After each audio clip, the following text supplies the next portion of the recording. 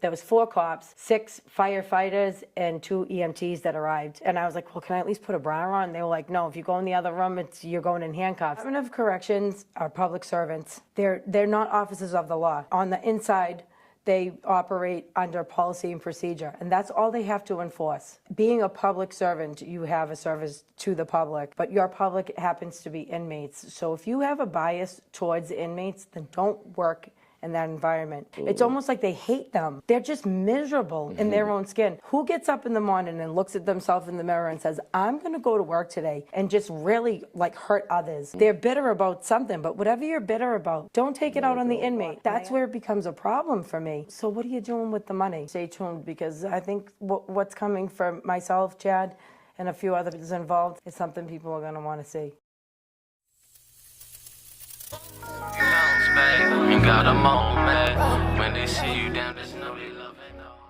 Hey everybody, welcome to the Bounce Back Podcast. I'm your host, B. Luke. I got a special guest with me today. She's back again. Why don't you tell the people your name, where you're from, and give us an update on how Chad's doing, who you were here advocating upon his behalf last time. So get a little bit My into name's that. Danielle from East Boston, proudly. As far as things go with Chad, they're better than they were the last time. But with that being said, it's definitely a struggle. And I think that's where people kind of hit a rock and a hard place with dealing with the Department of Corrections, because they just don't want to do anything. And you almost have to force them. So I think people give up. And that's something about me that people learn really fast, is I don't. If something needs to be done, I like to see it from start to finish. You know, you give me a task and I'm full-fledged, you know, all over it. So his health is stable. It's gotten, you know, at times hard to maneuver to get them to do things. Like right now, he's sitting with a touch of E. coli, which he contracted from being put into the L1 unit, basically, and the raw sewage from them fishing. Okay, so just so people know too, like what facility? To the Baranowski Correctional Center, and the current superintendent there is very hard to maneuver to, which allows other things within that facility to be hard to maneuver as well. They just follow suit. But he was moved around and put into a situation that exposed him to raw sewage, and he has a touch of E. coli, and they still to now haven't done anything about it, and they've been notified multiple times. And it's like just something so simple like you or I would be able to get. I mean, we could probably go down Mass and Cass and find somebody selling, you know, selling their antibiotic, and it's just a feat to get over with them. But other than that, things are manageable. You know, him and I have come to the agreement that he's going to do what he needs to do in there. I'm going to do what I need to do out here to advocate for him, and we definitely come together with that. But it gets taxing at times. Like yesterday was his 50th birthday. Yesterday was definitely different from previous birthdays that he's had, because he has, you know, light at the end of the tunnel. I don't think without somebody like me advocating for him, it would have been so pleasant. You know, he sends his best to everybody. He wants me to say hi to everybody. He also wants me to thank you for what you do. He sends his best to JoJo, let JoJo know that anything that he needs, you know, as far as what he's doing, we're there for him. So, you know, you have to come together as a community. Absolutely. You definitely do. You know? And we both have, you know, loved ones on the inside, and you know, both dealing with whatever medical conditions they have to deal with. My brother has been a diabetic since he was, you know, and he has type 1. Since he was a teen. I mean, his whole life, I believe, but he got diagnosed as a teenager, or however that works, and the care is never really as easy as it should be. I'm not familiar so much what the procedures should be as opposed to how they've been going about it. So, like, in your experience, like, how is it supposed to go opposed to how it's actually been going, as far as trying to get just the basic care, or then when you notice that something's wrong and then trying to bring that to someone's attention? Like, does the administration work with you, or is it like a Absolutely fighting not. Tooth and nail every Absolutely step not, of the way? because anything that I bring to their attention costs them money. The last thing they want to do is take money out of their pocket to help somebody that they're supposed to be helping. Let's be real here, okay? And I've said this a million times. The Department of Corrections are public servants. They're not officers of the law. On the inside, they operate under policy and procedure, and that's all they have to enforce. Being a public servant, you have a service to the public, but your public happens to be inmates. So if you have a bias towards inmates, then don't work in that environment. It's almost like they hate them, or they hate giving them care, or hate giving them basic life support, so to speak. It's like things that I've experienced. having to maneuver the system with having 2 sick kids, being on welfare. And I would sit there, and it was like I would get this kickback, and it's like I would give anything to be in your shoes. I'll switch a sick kid for a shitty job, so to speak, but if it's like, my point is, if you're in these positions, if you don't like people that get services, then don't work in the environment where people receive services, and it's like, that's what I feel with them. They're just miserable in their own skin. Who gets up in the morning and looks at themselves in the mirror and says, I'm going to go to work today and just really hurt others? They're bitter about something, but whatever you're bitter about, don't take it out on the inmate. And I understand the inmate is there for a reason. I get it. They've done something, whether they did or they didn't, but whatever the case may be, they're there. They're still humans. Exactly. None of us can pass judgment on that. The DOC gets a certain amount of money for medical care. So when you have a loved one in there that's not getting the medical care that you know that the money's there for, that's where it becomes a problem for me. So what are you doing with the money? Exactly. Where's that going? Where's it going? Because, they're always modified, which interferes with medical care. Do you know what I mean? So what do you mean by that? What modified in the classification sense? The modified as far as rec time. Modified lockdown. Modified lockdown, yes, but not modified lockdown because of inmates' actions. Right. Modified lockdown because they're saying that there's not enough COs, and we had short staff. Short staff. Okay. But it's like you had 2 big facilities closed down, and there was no layoffs. And there's you drive around, there's billboards that they're hiring for corrections officers. Yeah. So it makes you wonder. Yeah, it makes sense.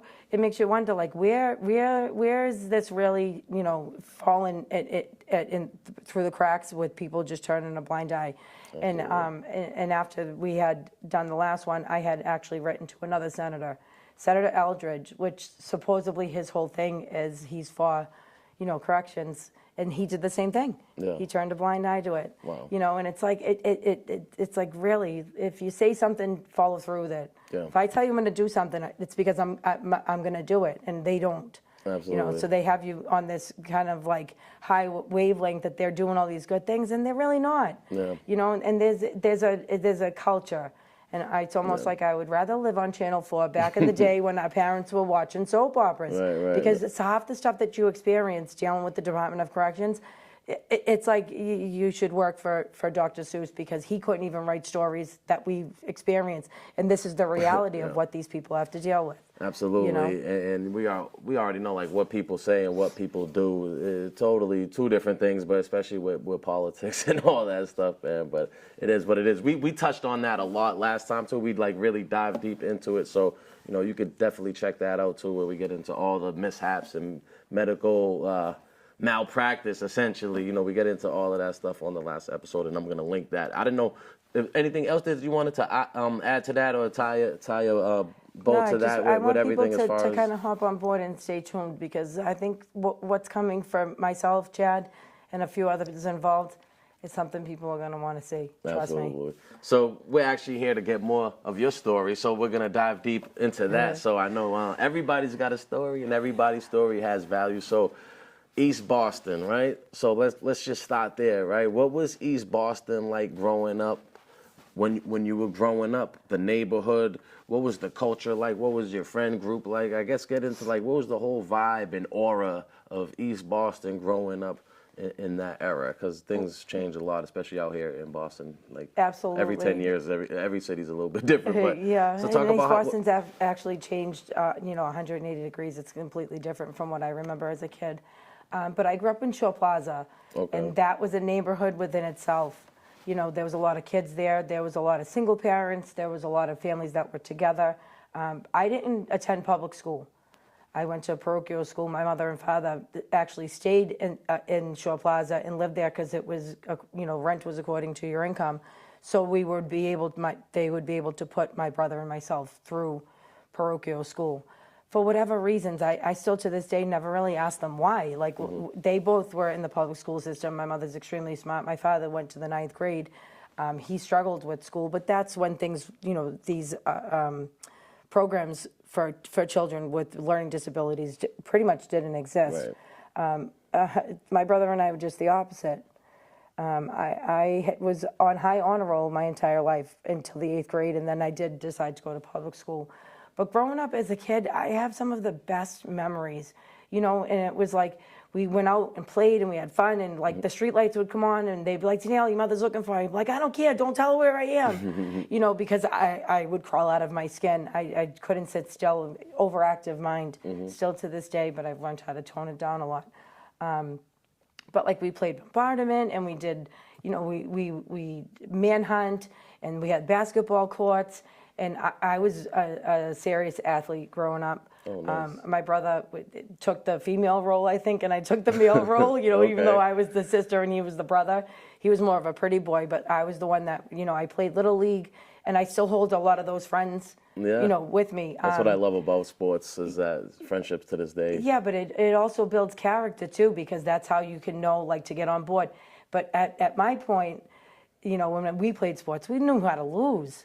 And we didn't get rewarded for. And I think that prepares you for later in life, even Absolutely. like me doing For stuff the like this. You letdowns. got to learn For how the to letdowns lose. of And there's life. no even. I was having this discussion the other day. Even the video games nowadays, it's like it's pay to win, and you get, you know, 1 million save points, and you could retry 1 million times. Like when we were coming up, we had to play Sonic, and you can make it all the way to the end of the level. You hit that one little obstacle. You got to start all the way over. But that's like life sometimes. And it's like way different nowadays. And as it opposed also to taught me Fortnite. that no matter how many times you get shot down, you get back up, you brush yourself off, and you move forward. Absolutely. But we knew how to lose, and we know how to take constructive criticism. I don't even think it was constructive back then either. Right. It was like, if you were acting a certain type of way, you got told exactly how you were acting, and your feelings weren't spared. Yeah. You know? And sometimes that's how kids lose, man. Sometimes you got to get made fun of for smelling, to stop wearing deodorant every day, because you might just not listen to anything your parents say. But when the whole class makes fun of you or something like that, and it you might shouldn't be think that twice. way, But though. it's like nowadays people are just offended by everything, though. I think they're offended by themselves, because that's the other thing too. Like that also, where I grew up too, we learned to like do things for ourselves. Yeah. Do you know what I'm saying? Because my mother went to work. Like my father worked during the day, my mother worked at night. We never had both parents at the same time. If we did, it was like Sunday dinner, you know. And it was like we learned to kind of fend for ourselves too. Like we had the guidance from our parents. Absolutely. And I think that's a lot of what the problem is today. And I think that's why a lot of issues come about more so than they don't before, because I hate when people say, oh, my kid's born with the phone in their hand. No. Yeah. You know, they're not. You know, it's kids learn from their parents. Like, where did you learn how to do what you do to, you know, life skill? You learned it from watching your mother. Right, imitation. You know? Imitation, but it's especially like, at a young age with babies and stuff. Even my mother was telling me how, like, my younger brother, Jojo, learned to, like, do everything way faster than me because he had me to emulate. I was like, you know, I wasn't, like, huge. Like, he probably just saw it better. Like, I'm similar to his size. But you're brothers, too. He watches me walk, so that's how he learns to walk, the talking and all that. And I never even really thought of it like I tell that. the difference with my kids is 4.5 years between them. So my oldest daughter, I'm like, I apologize to her to some extent and tell her, like, I kind of grew up with you. I don't, a lot of what I did, I learned with you, not because of you. It's like we were like hand in hand, you know?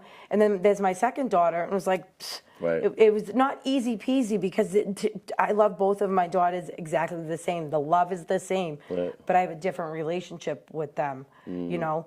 And a lot of what I learned from my oldest daughter, and I'm still learning from her because she's the oldest, you know? And then you kind of pass it off. So I think the second child too, it's the parent is a little bit more confident in being a parent. Absolutely. You know, there's still no handbook. And if there ever is one, Bobby, please send it my way. I'd love to read it. You know? It's like taking a test, like taking an MCAS exam or something like that. Of course, like if you take it once, you know, you pass, but maybe you take it again, you might, you know, ace it, because now you know what you're getting into, and you obviously you're still not gonna get a 100. You know, you're not gonna ace it. At least not that I know of anybody like really getting, you know, whatever, you know, perfect score on it. Maybe somebody has, but generally in life it's never going to be perfect anyway. You know what I mean? But I want to. So, what the building that you live? What were you calling it? Plaza? What was that? Was that like a project? It was Shaw Plaza. At the time, it wasn't designed to be a project, but ultimately it did. And if you drive by it today, it looks like a jail. Okay. You know, but at that time, my mother was one of the first people to be a resident there. And then, you know, we stayed there. But the culture at that point, it was like somebody else's mother could discipline me if they saw me doing something wrong, and my mother wouldn't get offended by it, because the community was there. And, you know, girls played with boys and boys played with girls. It was never like, never gender separated. I feel like what's kind of crazy is when we look back at Boston, or just I feel like America in general, in like the 80s and 90s, and those are the best times. You can't ever take that. But like crime was a little bit crazy. You know what I mean? We had the crack era and all of that, but it just seems like I never felt in danger as a kid. I always felt safe, even though like technically it was more dangerous back then, crime, but it was like it was different. I felt safer. Did you always feel safe as a kid for the most part? Absolutely. Like, but with that being said too, like we also had Adam, what the guy that does America's Most Wanted. Oh, John Walsh, is that his name? So Adam Walsh, that's at the time when he was abducted. So but our parents came to us and told us about that. But it wasn't that we were exposed to it constantly. We were told that these were things like, we had that crazy clown guy going around one Halloween and trying to be like that John Wayne Gates or whatever. Yes. And they had the white, the white van and everything. So we saw a white van and we literally shit our pants. But you know what? We know how to run away from those situations. You know what I mean? Our parents taught us those things. But I think kids these days are more exposed to stuff online, so it's more fear is placed in them because they're exposed to more. We were told things, but it wasn't constant shoving in our face. And we saw things in proportion to how it actually happens. Like like crime, for instance. I don't know, say like we would see like 25% of the crime because we would actually see that's what we experienced. Like most of the time everything was fine, but then once in a while shit will pop off. But on the internet it's like you're only getting fed that little percentage of like the bad stuff, and it's like terrorizing probably for the mental health, thinking that's like they don't really proportion it well enough. It's not like you're scrolling and you're seeing all 80% of wonderful things or just great times, and then once in a while it's like all negative, and it's just crazy how the algorithm works. You know what I mean? Exactly. So, I don't know. Exactly, but that's crazy. It really is, and that's kind of where like my story kind of started too. It was like what we were exposed to. So and like I said before, I grew up in an environment that was like a black picket fence. The white picket fence, the whole the whole fallacy that you want to live, it's never going to be. So talk a little bit about that, about the household. You had mentioned your brother. So who is it? You, your brother, your parents in the household, or talk a little bit about mother, how father, you grew up. brother. Brother was just 2 years older, but he was not only the first grandson, but he was the first grandson and grandchild on both sides of the family. So he was automatically pedestaled, And I lived in his shadow for a very long time, and that's where a lot of, I think, some of my issues started, is I only got recognition in the home if I did something wrong. They were so head honcho on Jason, my brother's name's Jason. They were so head honcho on him and like prided on him and stuff. And it's like, hi. And it was like I was not only 2 years younger, but I was a female, so there should have been a separation there. And there wasn't, So it's like, what are kids going to do? If you're only getting attention when you act negatively, what are you going to do? Act negatively. And then the streets kind of called me too, because even though I was like 12, I was hanging around with 16, 17-year-olds. First of all, I developed a little bit faster, but not just physically, mentally. Do you know what I'm saying? So when I was 12, to hang around with the 12-year-olds still, it was like that's where a female goes through the transition to just before they hit like the teenage years. Gotcha. So I still like to do kind of little kid things, but I wasn't a little kid anymore. So I looked beyond my years. And they were into things that I probably shouldn't have been exposed to at 12 years old. But I still didn't have that curiosity, because I always had that thing in my head, curiosity killed the cat. And if you really think about what that means, it's like if you get curious, it's really not always a good thing. Absolutely. Well, one thing my grandmother had said to me growing up, and it still sticks with me, and my girls know, she said to me, if you can't be good, be careful. Which meant, which meant if you're doing wrong things because you were raised right, stop and think of the consequences. You know what I mean? Before you actually follow through with them. And I didn't always stop and think of the consequences. I just followed through. And it led to me I was never deep into like the drug game, but yeah, I sold drugs. But I sold drugs to support my habit. They say don't ever get high on your own supply. Well, my supply supplied me, And then especially when I had kids too, I wasn't always a drug addict, and I wasn't always an alcoholic, but I am a drug addict and I am an alcoholic to this day. You know, nobody wakes up one day and at 13 years old, what do you want to be when you grow up? None of us say we want to be a drug addict or an alcoholic. It's just, you know, it's what you're exposed to and what you allow yourself to do. I never thought in a million years alcohol would be my downfall, but it absolutely was. It was to the point that I was drinking 3/5 of Tito's vodka a day. Sheesh. So is that when that started, around that age, that 12, 13, yeah, years and old? And did it start with alcohol? Did you start smoking weed? Like, how does it start? Weed was never my thing. It's like, you know, to me, getting high, 30 minutes, giggling and stuff in your face, passing out, that wasn't my type of high. And I can get into that further. But 12, 13, yeah, I had my first drink at 12 in East Boston down the End Park. And it was a 40 ounce of malt liquor. You'd think right then and there you would have just stopped drinking. But I drank my 40 and I liked the head change. For some reason, it made me feel, so to speak, normal. You know, the racing thoughts went away. Because I have overactive ADHD and I have a high IQ. So those two things, without some kind of, you know, something to focus on or whatever, and left to its own demise, it did me good in a lot of ways, but it didn't do me good in others. Yeah. Like when I went to parochial school, we had, if it was math class time, it was math. Yeah. And it gave me one thing to like hone in and focus on, and I was good. When did you get this diagnosed in like? I wasn't diagnosed with overactive ADHD until I was 41. Okay. So at the time, you don't even know you have this. They told me I had ants in my pants because I couldn't sit still. Right. You know, and punishment for me was putting me in my room and not having anything to do. But I actually picked up the encyclopedia and I really read the Encyclopedia Britannica because it was out of boredom and like looking for things. And that's where addiction comes in as well, because you're bored and you're looking for things, and that kind of takes you out of your element.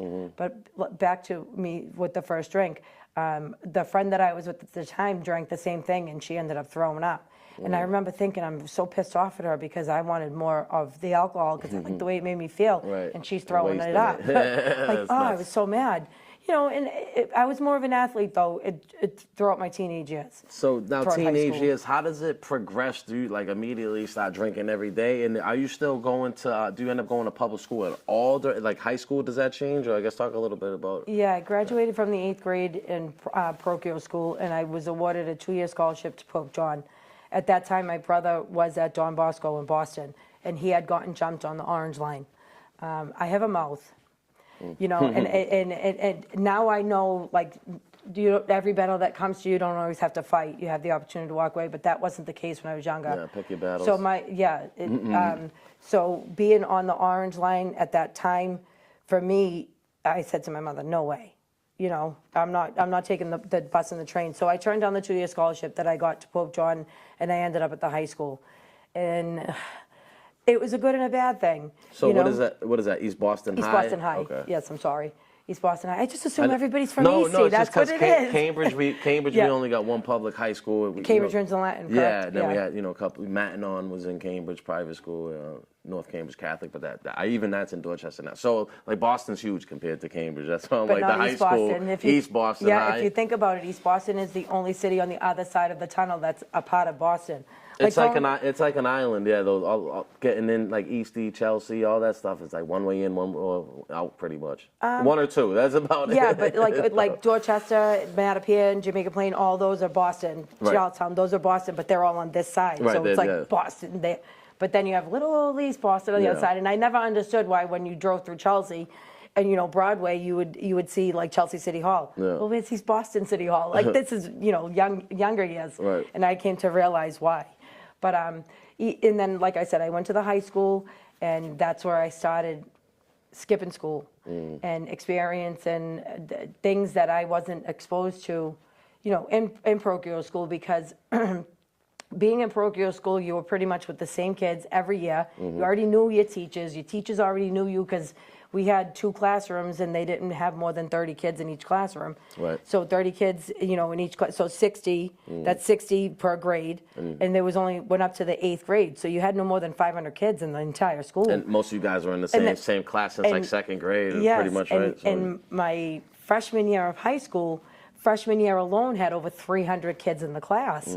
So I went from a school that had 500 kids in the entire school to one class that had close to 300, you know. So that was a big change for me. But And So at that when you say class, one classroom or the freshman No, class? the freshman class as a whole, I was yeah, gonna the say entering that's freshman copy, class. copy, Oh, no, copy. the high school wouldn't be able to hold I was that gonna amount of say, kids. sheesh, it's just like Yeah, in no, college. no.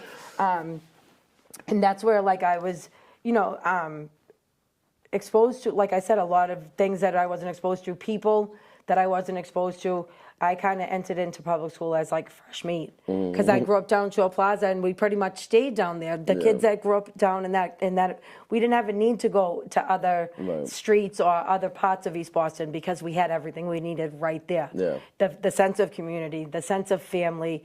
We had everything that we needed to play with. I mean, I learned how to swim because the boys would play baseball in the back and the ball would go in the water and guess who got pushed in? It's like if you want to play with the big boys, you got to learn how to do it, Yeah. So, and that's how that kind of started. But throughout high school, I mean, I threw keg parties. I was a freshman who dated a senior coming in, so that kind of gave me the status throughout the years. And I hate to say it, but I was popular, but not popular for the wrong reasons. Like, I was bubbly and I was just friends with everybody. It was the whole new world. And I was also an athlete. So I was on the girls' softball team and I swam for East Boston High. And then we had a drama teacher that came in and he brought drama into the high school. And you would think it would be like, oh, no, nobody's doing drama. We had, at one point, we entered into a competition, and our first thing was at Cambridge in Latin, our first competition. But we had kids on the hockey team, part of the drama club. Really? Yeah, it was really, the 1996-97 graduating class of East Boston High School, sorry people, but we were the best. Awesome. Seriously. It's just the memories that we have, and anybody that you would bring that up to, I'm sure before they start talking, they put a big smile on their face for two reasons. One, it brings back happy memories, and two, it's like the shit that we got away with and the shit that we did. It was fun. It was fun, but that's where like the drug dealing kind of started for me.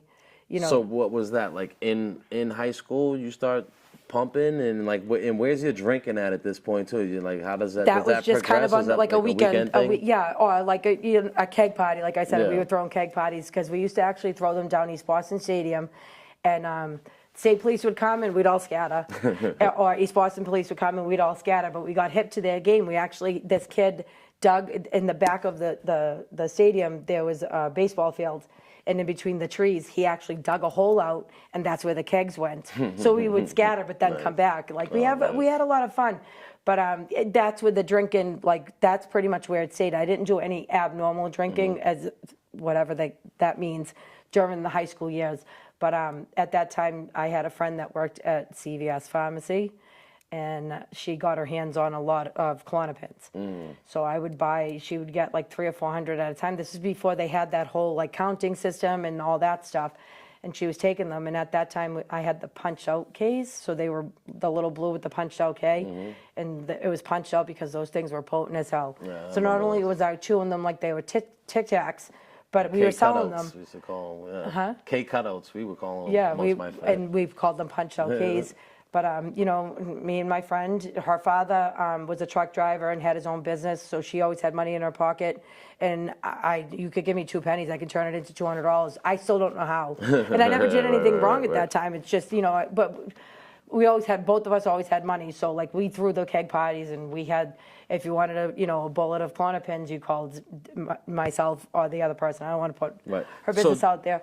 So amongst making this money, did you start experimenting, like taking them yourself, or yes, and because of that, I haven't taken a barbiturate since I was 19 because they're not for me. Explain a barbiturate or benzodiazepine. What's the? I thought they were. Yeah, they're pretty much the same thing. Benzo. That's street drugs. Okay, I'm just asking. No, you're right. Just asking for clarification because sometimes I feel stupid. I don't know. I think we're both right. I'm not sure, but I know them as what they did for me, they didn't do for others, and they made me feel like I was invincible, like almost like turned into the Hulk. Yeah. And I became a klepto. Still not a klepto if you put me in somebody's house, but put me in a store. Yeah. It was like almost like you became invincible, and then the next day you wake up and. I used to drink a Mountain Dew because it had caffeine and kick it right back in, but I still had an abundance assortment of it. But that wasn't me. I wasn't a drug addict during high school years. I was more known as, the supplier and the athlete, and but I still maintained good grades as well. I was going to ask about that because you said you started skipping class and all that, but you still maintained good grades and everything like So that. I went from an A+ to like a B- average, and then by the time I hit 11th grade, I was working, and that lifestyle that I was living at the time afforded me to not want to have to work anymore. And then like school What were you got hard. doing for work? Just curious. I was working at Liberty Market. It's almost like a Shaw's, but it was the local. I think most people that live I don't in know East why I Boston- was thinking like pizza shop or something. Maybe it's just thinking about like East Boston. I don't know. They're working at a pizza shop. But I don't know. Funny enough, I never worked in a restaurant environment in East Boston, no. And then because I was working, and at 15, I decided that I couldn't live with my parents anymore. Okay. But I think it was more me being difficult. But at the time, I'm thinking my parents are being difficult. Because like I said, the only time that they would really ever interact or have conversation with me was when I was doing something wrong. So I was getting sick and tired of like fighting. So I just left. So was your brother in the same high school, or did he decide to stay? Like, how did that work after that out? incident at Bosco, he came to the high school. Okay. But he started as a junior, and nobody even knew I had a brother. So, like, you know, growing up, a boy would normally be called by his last name. He would have been Morano. That was afforded to me because I was the athlete, and I was the one that knew what was going on and stuff. My brother got himself in kind of sticky situations, and I happened to be able, because of people and connections that I had, to get him out of them. And not in bad situations. Like, couples were together, and the couple would break up, and the girl would go pretty much target my brother because he wasn't, around the way and stuff. And he didn't know anybody. Pretty girl, whatever, And he got himself in those kind of situations where, like, the boyfriend was coming. There was one kid that came up to the high school, and he was all over it, and I interjected myself, and I got right in the kid's face, and I was like, you put a finger on my brother, there are going to be problems, because he was beamed out, and I knew it because he got the beans from me, Right. And I was like, don't bother, don't do this, da-da-da, and the kid ended up getting wise with me to some extent, and I laid him out and everything else. My brother was all pissed off, because he's like, oh, I'm a boy, and this, Jason, you wouldn't have been able to handle it, Right. you know what I mean? So did you get in trouble for that? As you getting in all these altercations with people, you're doing your thing, you're hustling, bustling, skipping school, you getting Never no once. trouble in high school? No, because I was still a good kid. Not one like detention or nothing? No? Good for you. No. But, at that time, I love him to death. Anthony Albano was security in the school, and if anybody from East Boston knows Anthony Albano, but he was a heavy advocate for the community and heavy advocates for brats like me. He was awesome. I don't even think there's a word to describe what an amazing person Mr. Albano was. Everybody knew him. He was kind of there like in the 70s, 80s, 90s, even throughout the 2000s, pretty much up until he passed. Yeah. He was just one of those guys, and he happened to be security at the time. So if I did get in trouble or potential to get in trouble, they would send me to the corner store of Pelosi's at the time and get them food and like run errands for them and stuff. And it was kind of like, we have to put you to work and keep you busy because, if you don't, you end up getting in trouble. But I also had the key. It wasn't just about selling drugs too. Money was a big driver for me at that time. I had the key to the girls' bathroom.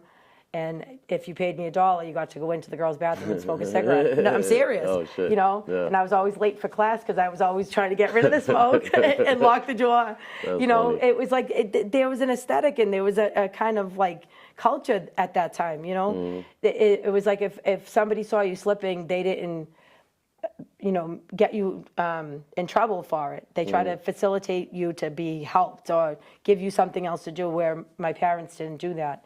So like school was a big part for me, but then like I said, I was working, I left home, and I was living on my own, and the school became more of a nuisance. Yeah. So what was like the breakdown when you transitioned to go to the public school now? So is it all like it's all kids from East Boston? Did you know a lot of people already, or did you have to meet a lot of new people? Well, I was a cheerleader. Remember, I said I was an athlete, so I was on the Little League team as a kid, and then I did pop on to cheerleading, and so I knew of them, but I didn't hang with them. So that was all new, fun, and exciting for me too, because it was a whole group of new people. Not only was it a whole group of new people, it was a new school, new environment, but I was growing up too, 13, 14, 15 years old. So and it was impressionable, you know, at that time. But drugs weren't really part of the culture either. Right. It was like we would drink on the weekends. Yeah, kids would smoke weed. Like I said, weed wasn't really my thing. Pots, a couple Clonopins here and there, but it wasn't like it is now. And like you said, 96, this is like right before, because this is a similar time to when I was coming up. This is right before the Oxy era kind of slammed and hit everything. Hit us probably like my graduating year shortly after. Yeah, so like 98. So what's like now you're getting short to like, are you planning on going to college after high? You barely want to go to high school, it seems like. What's the plan for after high school? I wasn't sure at that point. I was 18 years old. And I had just graduated from high school. I still wasn't living at home, but I was one of the only friends of mine. I had a 1997 Ford Probe that I purchased at a very young age because I had money and I knew I was never broke, you know. But then I got a job at Dollar Rent-A-Car down the airport, and I was one of the highest sellers and received a commission check every month. The first commission check at 18 years old that I got was $12,000. Oh shit. Yeah. And so how does that work? How much? So I kind of put the drugs down at that point. Well, like what did you have to sell to get that much commission? You upgrade people. You sell the car insurance that they allot you and stuff. So that wasn't was that like one sale you made that much commission? Or was no. This is throughout the month. This is per month. Yeah. Right. So you know you rent cars and people come in and they're in an economy car, but they've got 12 bags. It's like you're not going to fit in that, you know, and that was left to our discretion. I never tried to rape anybody of their money because we could have, but it was like I would give them an upgrade. We had that you know, that availability to us, but I also excelled with that and became a shift manager pretty fast. So I was like 18 and a half, almost 19 years old. At that time, I know it doesn't sound like a lot, but it was $10 an hour. This is in '98, mind you. I remember when that was. You know, so that was decent pay for fresh out of high school, and then on top of the $400 a week that I was making just working regular 40 hours, I was getting that commission check, and that's when I was introduced to cocaine, and that I had a 20-year love affair with that bitch, and I'm so glad I divorced her. Wow. Let me tell you. So how does that start? Does it start just like one weekend, and does it like how does it progress? Are you immediately like do it every day for 20 years, or do you start like weekends and then start? Not every day for 20 years, but at that point when I was working, I actually got fired from that job because I faked a doctor's note and we spelt the word respiratory wrong, and the reason why I couldn't go to work is because I was high as a kite after 3 days, I was like 19 at the time. So how long after the first time that you tried it until that happens? That became like an every weekend thing, and every time we drank, it was just the drinking, and now every time we drank, it was the drinking and the cocaine. They went hand in hand. And then, so how long were you able to manage that and work until you finally got fired? How long was that? Probably like almost 2 years. Okay, 2 years. Yeah. Because I'm probably making it seem worse than it really was, because I worked. But like in that, the reason why I got fired is because they realized that I was lying about being at the doctor's, and the reason why I was lying is because I was high as a kite. You know what I mean? Couldn't even probably talk at that point. Was this before auto correct? So embarrassing. But it's part of my story, you know. And then I was high IQ over here. Yeah, exactly. So smart, I'm stupid. I'll tell you that straightforward. So smart, I'm stupid.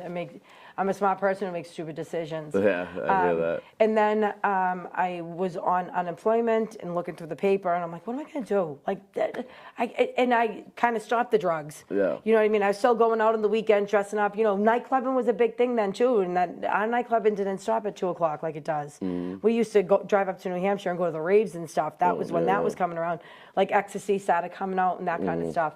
I experimented with that, too, but that was never my thing. But then I was looking through the newspaper, and there was an ad in the paper that they were having classes at the Whitten Hospital for an EMT, emergency medical technician, and that intrigued me for some reason. So I went and took that, and took the test, took the class, passed that, but started working at Filene's, and I was actually making more money at Filene's than I would have if I became an EMT. So I just, you know, it was just another thing under my belt. But so what were you doing at Filene's? Did you get some sort of like supervisor position, management position? Yeah, I was a manager of the men's department at one point, and then they transitioned me over to customer service. So I was 20 years old. Any job I've ever been at, I always receive a management position. because that's just my nature. You know, I'm not a bossy person. I've been classified as a bossy person, but I know how to give direction. And if you don't know how to receive it, then you would think that I'm a bossy person. But I don't point my finger. I lead by example. Not only was I the manager, but I worked. You know what I mean? So if I worked, I would expect you to work too. Absolutely. You know what I mean? Because if you don't, friend or foe, it didn't matter. You got to go. Yeah. You know? I always respected like supervisors and managers that willing to get their hands dirty and stuff like that. So, Yeah, because I'm not going to sit there and point the finger and tell you to do something that I'm not willing to do myself, and I even do that still to this day, even with my kids. Absolutely. You know? I'm the same. That's crazy. I'm the same way because I just had someone who came up here from Virginia. He wanted to interview me, and he was telling me how somebody that interviewed him, like a much bigger YouTuber, like 1 million subs, I think, wouldn't let him, like, he don't do interviews. I'm like, you sit here and interview all these people, asking them to do something you're not willing to do yourself. Yeah, I don't know. That's just awkward. weird to me. I don't know. Yeah. Like, you think you would be more willing to be on the flip side of it? I just, like you said, I don't know. It's just something instilled in me to not expect people to do something I'm not willing to do myself. You know what I mean? Yeah. Lead by example. You know what I mean? But I don't know. Exactly. I guess everybody's I think it makes for a better workdow, and I think you get more respect and more things done if you're willing to do things yourself and get your hands dirty. So at this point, you said you would slow down with the partying, or does that eventually come back? Because of what happened, how I got fired and stuff. I was making such good money, Right. and it was like I Was it lost like all of that for the drugs. Like, oh, that's so stupid, Danielle. Like, it's not even worth it. Yeah. Not that I ever looked down on drug addicts, but I didn't know really about addiction growing up. We didn't have drugs in the house. There was never beer or liquor in the house. And if I ever saw my parents drunk, it was like at a family function, and that was very scarce as well. They weren't big on that. So at this point now, what is the neighborhood starting to look like, or what are you noticing as far as like drug use and people getting high? Are you starting to notice people Well, starting I had to moved Okay. just prior to, so in transition from 8th grade to the high school, my parents purchased a house up Orion Heights, a three-family house. So we took over the second and third floor. The second floor was like the functioning part of the house. The third floor they converted into like just my brother and myself's bedroom. We both had walk-in closets, and they took the kitchen out and made it like a den area for us. But we still weren't allowed to have friends over and stuff. But like I said, don't forget, I said I moved out when I was 15 on my own too. So did you at least like venture back to the old, like a lot of time, like my mother moved to the whole another side, to a project, a whole different side of Cambridge. But every day I'm over back in my neighborhood with my friends I grew up with. But a lot of people thought that I was from the Jeffreys Point part of East Boston, because that's really where I hung out, even though I lived up the Heights. That was where like all my, all the people that I associated with and the good friends that I had, and those were like the kids. So I hate to say it, but most of the Orion Heights kids weren't sports. It was the Jeffreys the Jeffreys Point kids that did the sports. They were the ones that were little league and hockey and football and stuff. So I gravitated more down there, and that's pretty much where I hung. But then there was where the high school was. That was we called it Saratoga and Brooks. Saratoga went this way and Brooks went up the hill.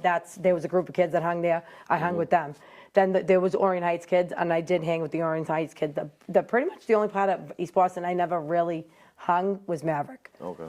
So what about people like when the OCs came around? Did you start to notice that taking effect on people? And was that something that you ever dipped or dabbed into? After we had the Percocet, the 543s, the Vicodin and Percocet 543s came out.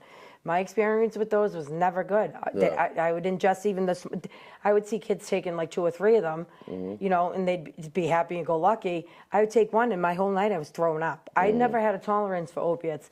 By the grace of God, I'm so grateful for that, because I really dodged a bullet, because a lot of my friends had a tolerance, and that was their drug of choice. Right. But I had experienced the cocaine. So so the opiates weren't really your thing. But I mean, you must have started hearing about. I mean, it ravished the whole country. Like people start dying and not all at that time, because we're only talking 2000, and people didn't start really dying until the OCs came around. And at that point, when OCs came around, I was 22, married with a child, so I was on a different path. And I really wasn't into the drugs. And if I did get an opportunity to have a babysitter, yes, I was out drinking right away. But I wasn't an alcoholic addict at that point. Or I didn't identify. I think I've always been one since the moment that I put liquor to my mouth, because of the head change and how much I liked it and the thoughts that came along with it. But my addiction really didn't progress till probably like 35. Okay, so when was the first time you heard about someone maybe like in your neighborhood, like overdosing and dying? And I guess Really was that young. like a wake up call? I guess Yeah, I talk was about 19 when we first heard about it, and God rest his soul, Scotty LePage. He was not too much younger than myself, but we really didn't understand it at that point either, because he was from Orion Heights, and at that time, Orion Heights kids did more drugs than the Point kids. In actuality, they didn't, but it just seemed that way at the time. But yeah, that was hard. It was weird. You know, now it's like our norm. I've actually had more of my friends die from addiction than my mother at 65 has had in her entire lifetime, just friends passing away. Wow. Yeah, it really ravished, especially my age group, because it was when the OCs came in that we were told that they were safe and that they were non-addictive. And then we got these kids that we're seeing that are doing things like I can use Chad, for instance. He's a perfect one. At 14, he fell and broke his leg, and he was given Percocet, which further led to his addiction. Because it's proven that kids that are given opiates at that time, at such a young age, almost all of them became addicts. We started to see that the culture of that change too with the opiates. When somebody like Chad, who's, wouldn't hurt a fly if he had to, robbing pharmacies. Crazy, yeah. At gunpoint. He never had any intention of using the gun, but he felt the need to have it to be able to rob. But he didn't rob them because he was a criminal. Right. And a lot of the kids at that point, too, that were getting into the opiates, they were classified as criminals, and they weren't. They were drug addicts. So the same things that were going on in the early 2000s, mid-2000s, these kids these days are getting slaps on the hands for and getting sent. And our generation was getting sent to prison. Exactly, and especially And when it's like me. when a drug is prescribed, you know what I mean. That's definitely not a crime, for sure. And it's crazy. And I feel like a big thing was what I remember was like people dying from like mixing. I feel like the benzos with stuff and passing away. And I remember people. They call it a speedball. Or having like choking on their own throw up. It's just a lot of. But those were from the Klonopins. More people that are opiate addicts die from the Klonopin or the Valium because they take so much of them to not be sick. That they don't realize. And I think that's what was happening with some of my friends that were dying like early, man. Dudes that didn't even get to see 21 years old, and these are kids that were like every day hanging out with dudes like. When I remember my boy Mike Ciccarelli, rest in peace. When I first got out of DYS, this was like old school day. Show up and knock on the door because it was like, can Bobby come out? You know what I mean? They like, didn't sit like and sit on their horns and beat their horns and like just expect things to happen. But there was a different way of us communicating too. Absolutely. At that point, but crazy. Such a good kid too, like a hockey player. You know what I mean? And the kid was like 19 with a union job already, had his life figured like. Stuff that took me 30 years to figure out, man, and unfortunately they always he say passed the away. good die young, Well, God takes his best ones first. Absolutely, it's sad. But after 22, when I had my daughter, and like I said, I had gotten the weekends off and stuff, but I did start to see myself going to more and more wakes. And funerals and stuff, and that's kind of like the reality of it. But as time goes on, it's always hindsight 2020. It's like I look back and I'm like, damn. Oh yeah. It's like, wow. Why couldn't we recognize this just a bit sooner? Because my generation was on the cusp of that. And then once FDA came out and put a stop to, the OC 160 milligram was going to come out. And the most milligram that they released at that time was an 80. And I know some people that were taking like 5 or 6 of them a day. And here I am taking a 5 milligram Percocet, puking my guts out. I just couldn't wrap my head around it. But I saw it, And then I started having problems within my marriage, so I was going out more and being exposed to more people and more things. And I think that's where my addiction, where like the light was set. It gave me that freedom. And it's like as soon as I got time to be not Deanna and Dana's mom, At that time, I was very resentful towards that. Now I'm just So grateful for it. Let's talk about that. Let's talk about like you finding out about like being pregnant. Was that something you planned for? Absolutely not.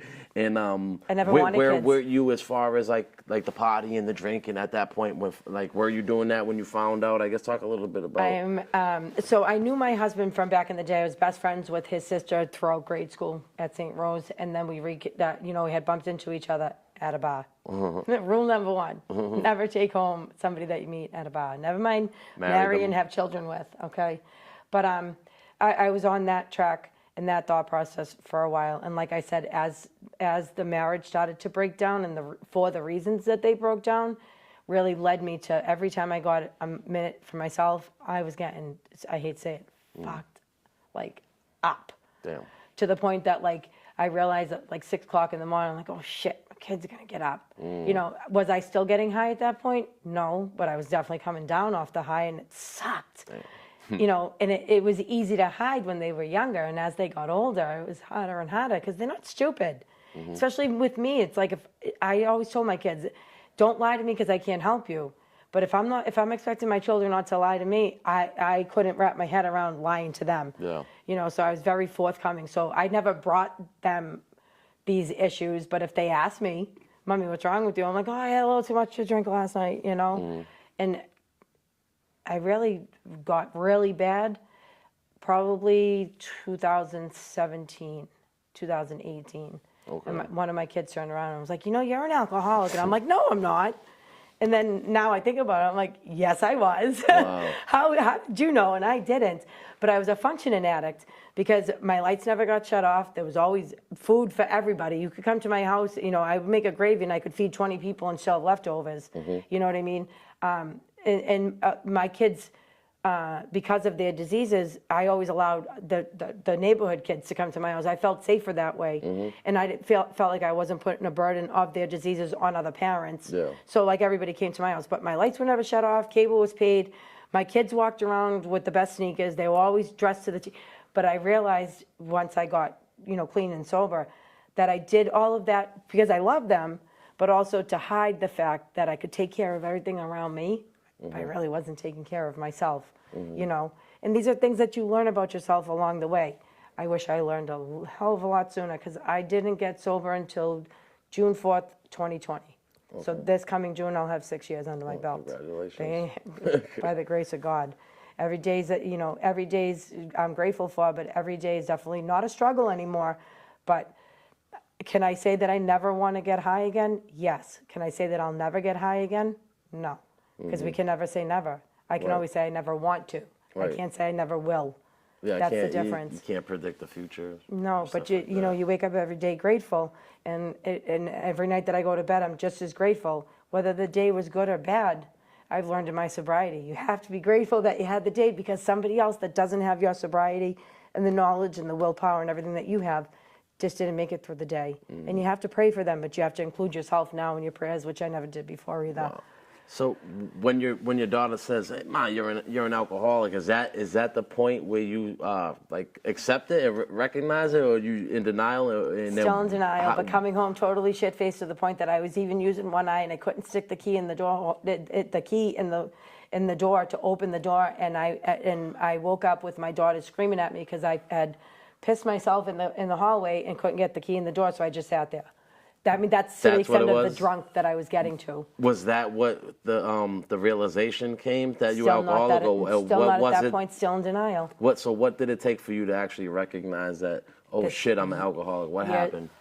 When I had to go to work at 2 o'clock in the afternoon, I had to stop at the liquor store and get a nip to stop the shakes. That's when I realized. But I was still in denial and still covering and still able to, I don't know how, and I ended up becoming a manager at that job position too. Wow. You know, there's a lot of things in between, but it has to do with my marriage, and I really just don't even care to even talk about that because that was so Oh, God. But I mean, also, I feel like the fact that you're still able to function, and you're getting all these promotions, management positions, that's got to be a kind of a justification too. To you know what I mean? Sitting there like, I'm not an alcoholic. Exactly. Look at me. Like, kind of Yeah, no. Was but that part of but it? waking up in the morning with the shakes and having to go to the liquor store, and especially make sure that you have some, so throughout the day you don't start to go through the withdrawals. I'm still in denial at this point, but I'm still functioning, still doing my damn thing. Then COVID hit. Oh, shit. COVID hit. And I actually got fired from that job. Those are the only two. I got fired from that job for giving an ex-employee the finger during COVID, but I didn't realize at the time that saved my life, because I wouldn't have been able to stay at home or been able to focus on recovery if I was still working, but I probably would still been covering things up. But now I get fired from that job, but I'm collecting regular unemployment during COVID when there was like pandemic money. But so I'm getting like six and change from just that, and then they gave us the extra 6 and change. So now I'm like $1,200, bored out of my mind. Liquor stores and shopping centers like that were the only places open. I was getting liquor delivered. Holy So shit. that's where I had nothing to do. Now, mind you, I'm stuck at home with my, at that time, we're talking 6 years ago, so my 19-year-old and my 14-year-olds who I had nothing in common with. I mean, literally stuck in the house to the point that, the 14-year-old was still in school and she was homeschooling. Do you know what I mean? But then it's like after her homeschooling, they would like go upstairs, their video games on social media and stuff. And I'm like, bored out of my mind. And that's where it really got really bad, to the point that like I stopped showering because I was falling out of the tub, just stumbling drunk, puking in the toilet, but with the bottle next to me, because as soon as I would throw up, it would get rid of the alcohol that my body needed at that point. Alcohol, people don't realize, is a real serious addiction, because for 2 reasons. One, there's a liquor store on every corner. They even sell liquor at Disney World, for Christ's sake. It's just everywhere you go. So that's where it becomes hard. But it's even harder to get rid of because it's in your blood. And that's why somebody like JoJo and somebody like my daughter with the type 1 diabetes, they're consistently mistaken for being drunk, but they're not. But the same thing happens within your body. Sugar. What is that? When it's high or low? High. Okay. High. It produces the ketones, then the acidosis within your. But that's what happens, and people don't realize that. It's like they say, "Oh, I should have never broke the seal when they're drinking." That's not it. Your body starts to produce those ketones, and the only way for your body to get rid of those ketones is through urination. So that's what happens. You're taking in so much alcohol. It's not so much you break the seal. Wow. It's funny, man. I never knew these things. These are things that I've learned. Yeah. And then the reason why you eventually throw up is because your body absolutely 1,000% cannot handle anymore, and it gets rid of it. Wow. Because the same thing happens with the diabetic. When their sugars are high and they're experiencing those same things, they throw up. It's crazy if you think about it. That's the same. So when does it get to the point that you have to address it, and how do you address the alcoholism? Was it still during COVID? And it's crazy that everything happens during COVID. Yeah, a lot of people, I got sober during COVID, thank the Lord. A lot of people didn't. A lot of people relapsed and never came back from the relapse. I decided, but I had gone out like June 1st, and by June 3rd, I was still up from the cocaine and the alcohol. Is this 2020? Yes, correct. Okay, so It's still 2020, yep. And like I said, I had all this money coming in, and the drinking really got violent and vicious. Not me being violent and vicious, the drinking got violent and vicious, because we had nothing else to do. Right. And you're stuck in the house, and there's no eyes on you, and you don't have to go out. All I had to do was walk my dog, but it was fun walking her shit-faced, Yeah, you don't gotta wake up and go. Not doing nothing tomorrow, so I can fucking sleep in if I have to. Yeah, and throughout the years too, like if there was snow days, Danielle was getting alcohol and cocaine, because it was like the kids didn't have to go to bed, you didn't have to put them to bed, so they would do their own thing, and I was bored 90% of the time. A lot of my issue was I was bored, and I didn't have to be. I could have found a million things to do. I could have read a book, but I'd fall asleep. Right. Just like I was telling you earlier, I'd take the kids to the movie theater, and it was a $17 nap. You know what I mean? I was like, this is great. Half the time now I think about it, I was hungover. I drank more than I wanted to admit at the time, but the reflection and doing all the work that you do, becoming sober and stuff, because it's a realization of how much destruction you were really doing when you have to look in the mirror and really, really, really take a good hard look in the mirror. But I recognize now a lot of my identity was stripped away from me when I became a mother, because I became a wife and a mother, and that's all everybody. Oh, you're Deanna's mother, you're Dana's mother, and you're Dominic's wife. Okay, but I'm still Danielle. And a lot of that because of the old school mindset, with the parents and the grandparents, that was all you were, and that wasn't all I was. Right. I was so much more, but I wasn't put up to be so much more. So it was like, fuck it, I'll just get high and drunk and, But then the stress of raising 2 kids by myself really put the pressure on me too, where I was, at the end of the day, I was done. I didn't care, I didn't want to think, I didn't want to feel nothing. I just wanted to numb, because I was so overwhelmed with anger and stress and this and that, and nobody saw this. This was all a feeling, and I was able to suppress it with the drugs and alcohol. So once I started drinking, it was very hard to stop. But the drinking wasn't every day for years. But once I started, it was like if I started, it got to the point, started on a Friday, ends on a Sunday, and then back to work on Monday. Wow. Weekend warrior. Nice. Not proud of it, but was it, Well, but I mean, alcohol is dangerous to kind of just come right off. Did you have to wean off of? How did it work? Did you have to go to a that's detox? the thing. So that I was on that 3-day bender, and I had realized at that moment, it was 6 o'clock. I think it was like a Tuesday morning, and I didn't shut my door, and I sniffed a line of coke, and I was like, oh shit, fuck, But that was subconscious, because you're high at that point, but it's subconscious, and it was like maybe 7 or 8 o'clock in the morning. My kids had gotten up because they were still like in school mode, even though they weren't going to school.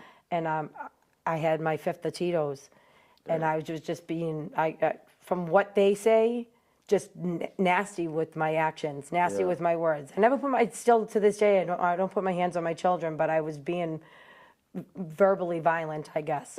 And my kid had a hamster that they had just gotten.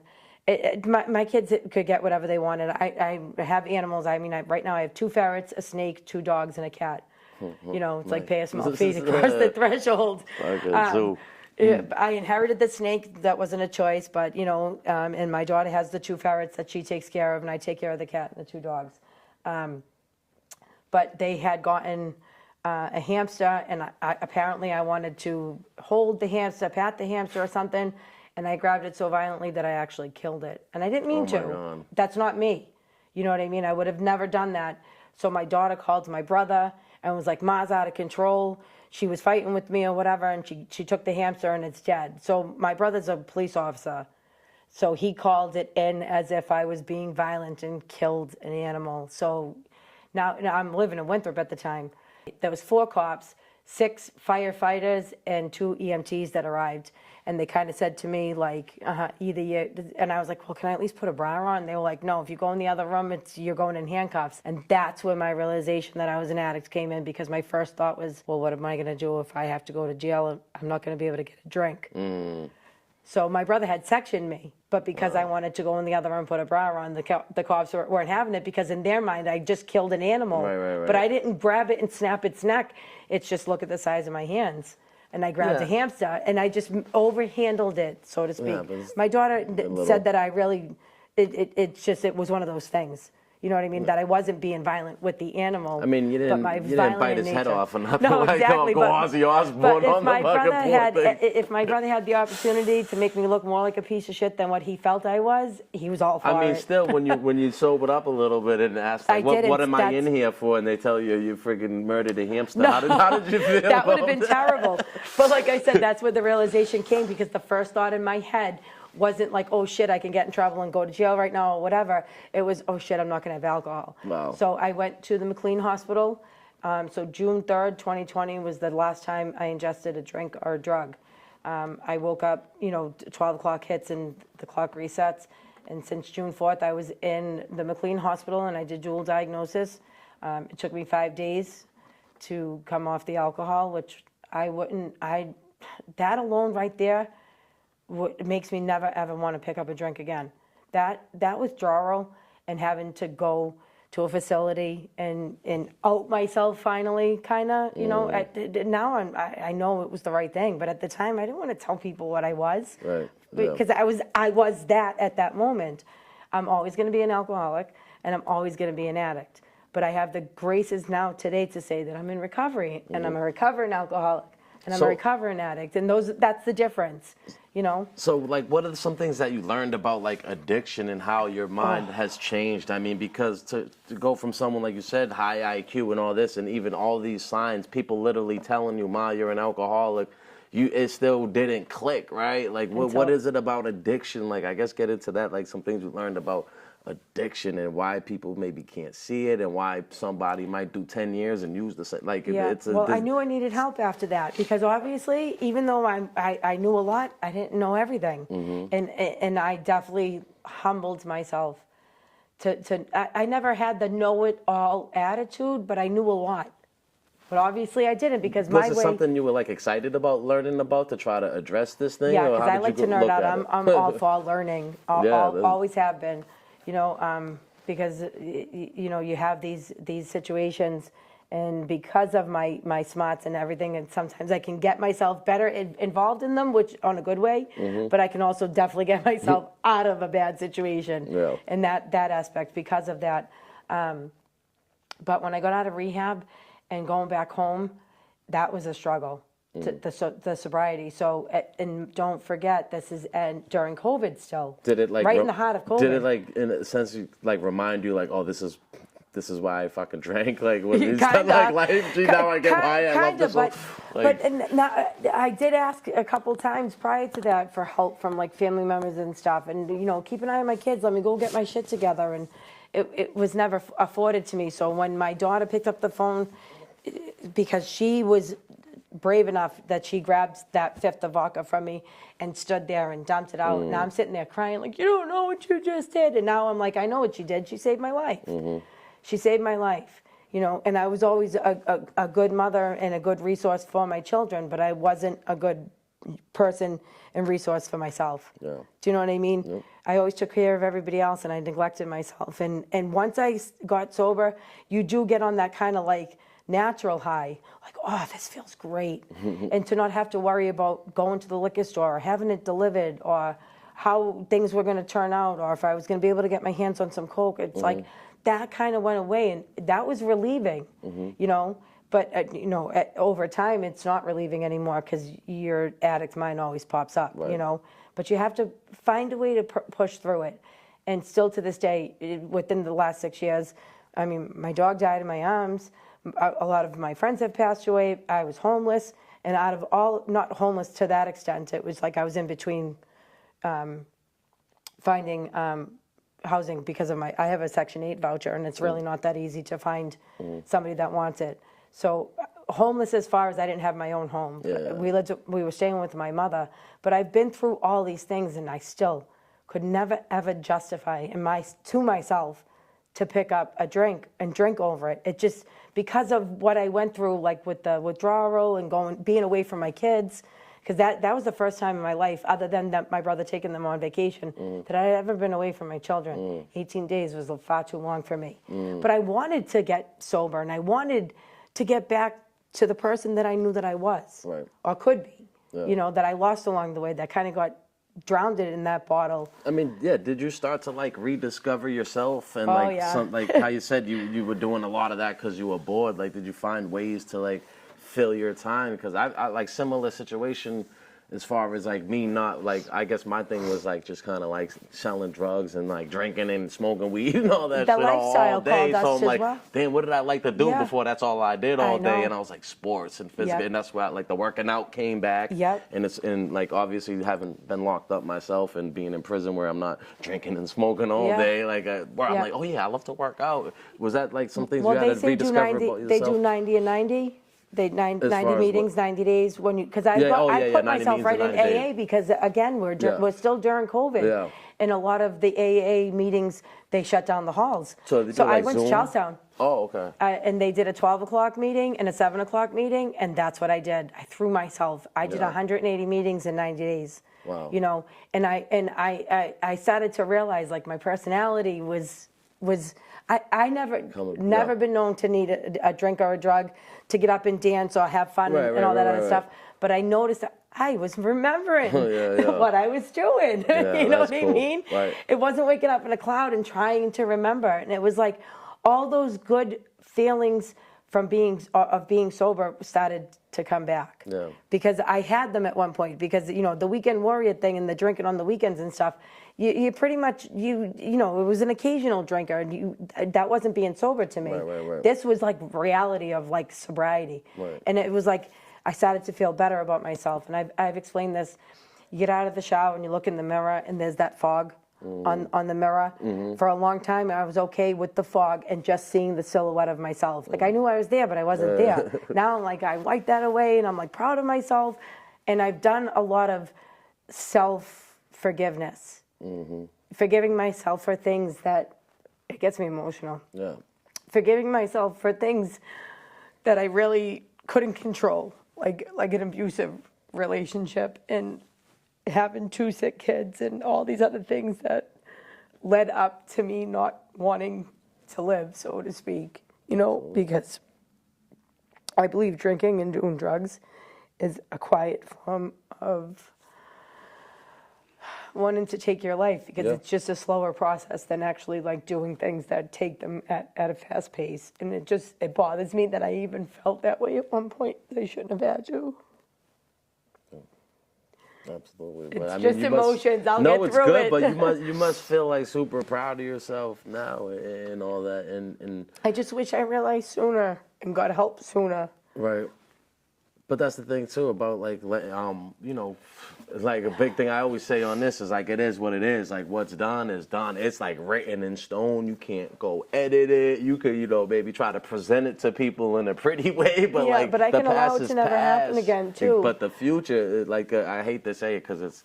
I don't know that stupid song, whatever. The rest is still unwritten. Yeah, it's I don't true. know who that No. was, but Leona Lewis or whatever. I attach myself to a lot of those like AA things. It's like nothing changes if nothing changes. Oh yeah. Everything changes when everything changes.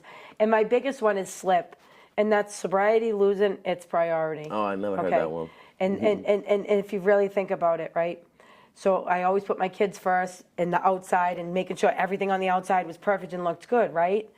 I never prioritized myself. So if I prioritize myself, that means I have to right now prioritize my sobriety. So for me, it's God, my sobriety, then my kids, then myself, then my friends, then my family, then everything else. Because without God and my sobriety, I can't do anything else. Absolutely. I can't be anybody else's advocate or go-to. Like, at times it gets overwhelming, but I'm really grateful for it at the same time. I'm one person that helps like 6 at one time. And do you know what I mean? Being like your best self is going to be able to help others in a much better way as well, because even though you're helping them, if you're not helping yourself, it's not going to be as much as like the best you helping that person. Exactly. Will help them much more. All that stuff kind of falls into place if you're just the best you. You know what I mean? And now with not drinking and not doing drugs, I'm available 24/7 for myself and for others. Yeah. Which is if I started to drink or do drugs, that would take me out for 3 or 4 days. Take me out, meaning take me out as far as being drunk or high, and then 3 or 4 days of if I didn't have, well, I had to get up and drink, but the cocaine didn't really at that point. It was like 3 or 4 day recovery time too.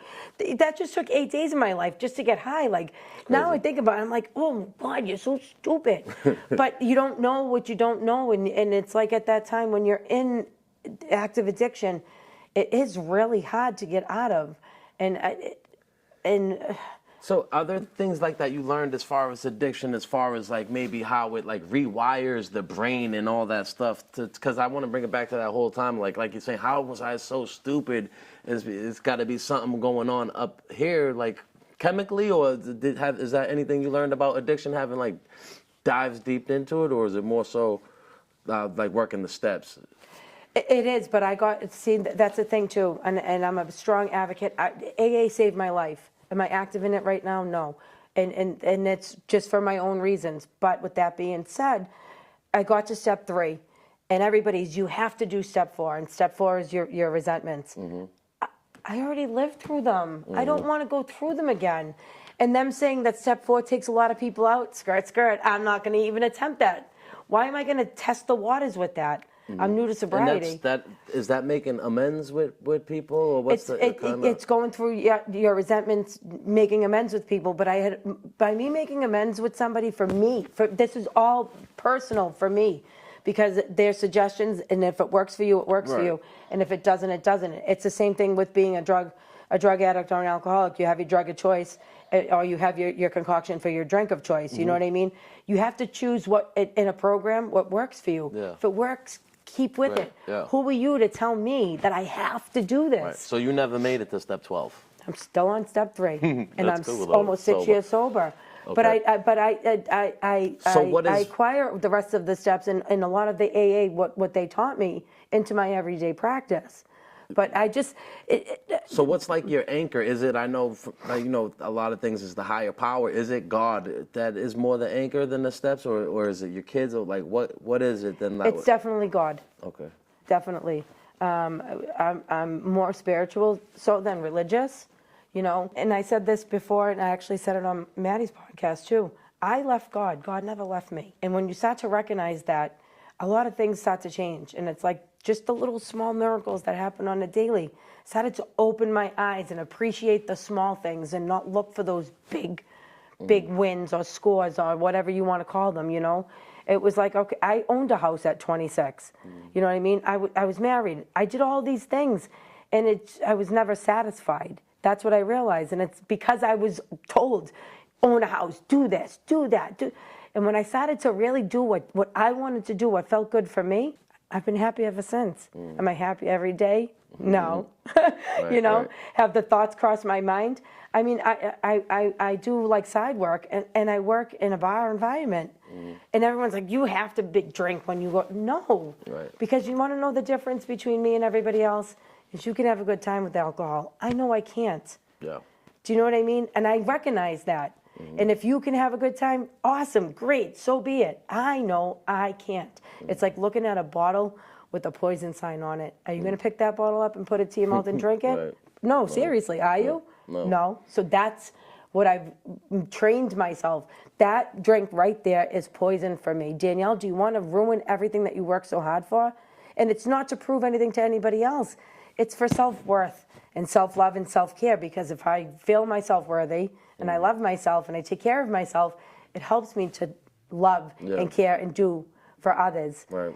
And that's a big thing for me too. I really, really enjoy helping others, and it's not because they can't do for themselves, but there are certain things that I know or I've experienced and been through, and I went through those on my own. And I don't ever want anybody to have to feel the way that I feel or felt at the time with certain things. Do you know what I'm saying? So if I can help you and you never have to feel the way that I felt to the point that I destroyed myself for a small period of time, I'm going to do it. And I'm going to do it to the best of my ability. And if I can't help you, I'm not going to hurt you, at least try not to. I'm really not a malicious person, but if my issue, still to this day, if issues come my way, I can't walk away from them.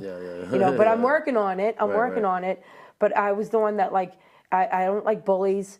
I don't like, smart asses that are smart asses and hurtful. Sarcasm, I'm all for. Absolutely. You know what I mean? Like, but me today, I can say that I'm pretty much an educated asshole.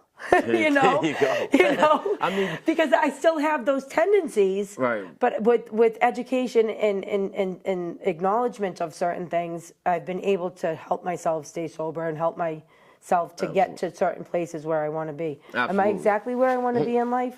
I don't think we ever are. I think to set goals and standards and stuff like that is good things. But it's like if you set a goal and you meet it, what should you do now? Exactly. Set another goal. Exactly. What's next? Yeah. Exactly. Yeah. So it's also like it's always going to be part of you, right? Like the alcoholism and all that. But is it important to like not make it like define you? Why or why not? Do I identify myself when I enter a room? It's like, hi, my name's Danielle. I'm an alcohol, in an AA meeting, of course. Right. But no, but if somebody asks me, it's like one thing that anybody knows about me that you'll never get out of me is a lie. If you ask me, yes, I'll tell you. Do you know what I mean? do I divulge that as my first introduction? Absolutely not. But if it comes up, because being a drug addict and being an alcoholic, you realize how many other people are just the same as you. A lot of people are. I'm not embarrassed by it. Am I proud of it? To some extent, because it made me the person that I am today, and it gave me a lot of my strengths from my struggles. But I am kind of proud of it, I guess. I don't know if that proud is the word. I'm definitely not embarrassed by it. Well, just Absolutely proud not. of making it through it, I would say. You know what I mean? Proud of Nobody overcoming would be proud of being an addict, but a recovering addict, But, yeah. absolutely. But it definitely made me who I am, and God doesn't make mistakes. So maybe I had to go through that and stare away from him for a little while to be like, hello, come back, because I made you, for a purpose, and your purpose isn't fulfilled yet. Don't take that purpose that I made for you away from yourself. See it through. So what are some things that have happened in your life that you've either done for yourself or maybe others have done for you that you don't think would be possible without like your sobriety? Well, my mother lives with me. Being able to take care of her. I'm able to take care of her. And think about it. I left home at 15 because I didn't want to live with her. Now I'm like, come live with me, please, because I have a love and a care for people. My mother's had multiple sclerosis for the past 40 years, and she's 65, and she still treks through the day. So there's a level of respect. My daughters, they're my best friends. That's cool. They really are, and I'm glad that my addiction never took them away from me, like system and stuff like that never did. And I really feel bad for people that don't realize that there's need for a parent and a child in a child's life, and it's really sad to see some of those things. I've seen it a million times. People lose it and they never gain it back. They think it's too hard. Life is hard. Life is gonna life when life wants to life. And like there's been days that I woke up and I'm in a fantastic mood, and by the end of the day, I'm like, what the fuck?